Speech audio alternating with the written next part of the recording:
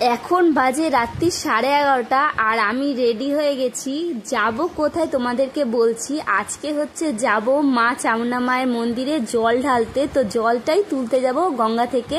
তো সেটা সম্পূর্ণ তোমাদেরকে আজকে দেখাবো। আজকে আমি প্রথমবার যাচ্ছি। আমরা এখন আছি ডানকুনি স্টেশনে আর লাস্ট ট্রেন এখন বাজে 11:40।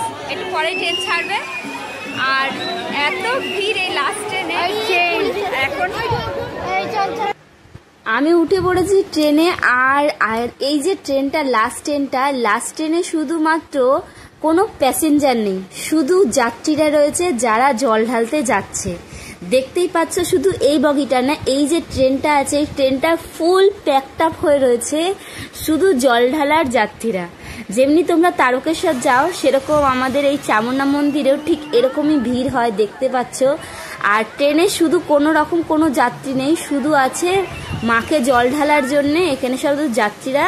তো আমরা চলে এসেছি এখন বালিঘাটে। আর বালিঘাট স্টেশনটা দেখো, ট্রেনটা দাঁড়িয়েছিল অনেকক্ষণ, কেননা অনেক যাত্রীরা ছিল এই লাস্ট ট্রেনে। তো এত ভিড় পরিমাণে যার জন্য আমরা দাঁড়িয়েছিলাম স্টেশনের একদম ধারে, যে একটু ফাঁকা হলে তবে আমরা হাঁটা শুরু করব। আর গঙ্গায় যাব জল তুলতে, তারপরে গঙ্গা থেকে আমরা হাঁটা শুরু করব। তো চলো আগে গঙ্গায় যাওয়া যাক, তারপরে তোমাদের সাথে আবার দেখা হচ্ছে। আমরা চলে এসেছি গঙ্গার একদম কিছুটা কাছে আছি আর এই উত্তরপাড়া দ্বার গেটে প্রবেশ করলাম। তো চলো গঙ্গার কাছে একদম চলে এসেছি। আর রাত্রিবেলা এখন বাজে 12:30। আর এই গঙ্গার ধারে দেখো আমরা বসে রয়েছি, কেননা দেখুন জোয়ার ছিল, অনেক জোরে জলের স্রোত ছিল, যার কারণে পুলিশ মানা করলো।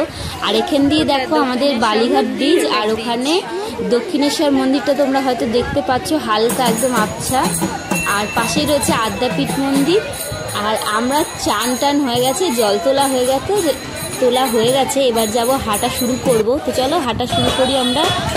এখানে অনেক মানুষ ছিল, তো কিছু মানুষ পিছনে কিছু মানুষ সামনে, আর ভিড় প্রচুর ভিড় ছিল রাস্তায়।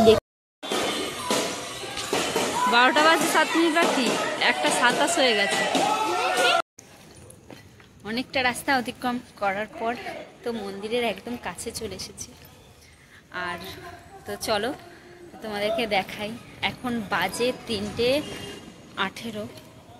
আমরা মন্দিরের একদম কাছেই একদম আছি, আর একটু হাঁটলেই চলে আসবো মায়ের মন্দিরের কাছে। আর রাস্তা দেখো পিছনে পুরো শুনশান, যারা জল নিয়ে যাচ্ছে তারাই আছে শুধু। চলো দেখাই তোমাদেরকে। যাদের জল ঢালা হয়ে গেছে তারা আসছে, আর সব যারা জল নিয়ে যাচ্ছে। আর ওই যে মন্দিরটা দেখা যাচ্ছে দূরে।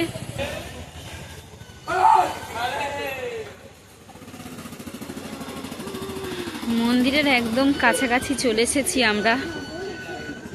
আর সামনেটা দেখো ভালোই ভিড় আছে। মন্দিরে একদম গেটের কাছে আছি। আর মন্দিরটা দেখো কি দারুণ সাজিয়েছে, সবাই জল ঢেলে অনেকে বসে আছে এখানে, মোমবাতি ধূপকাঠি জ্বালাচ্ছে। আগে সামনে দিয়ে দেখাই চলো। দেখো কি দারুণ সাজিয়েছে গেটটা। আর ভিতরে সবাই জল ঢালছে, এখন মন্দিরের গেট বন্ধ। এখানে ধূপকাঠি মোমবাতি জ্বালানো হচ্ছে, আর ওই গেট দিয়ে ঢোকানো হচ্ছে জল ঢালার জন্যে। ভিতরে প্রচণ্ডই ভিড় আছে।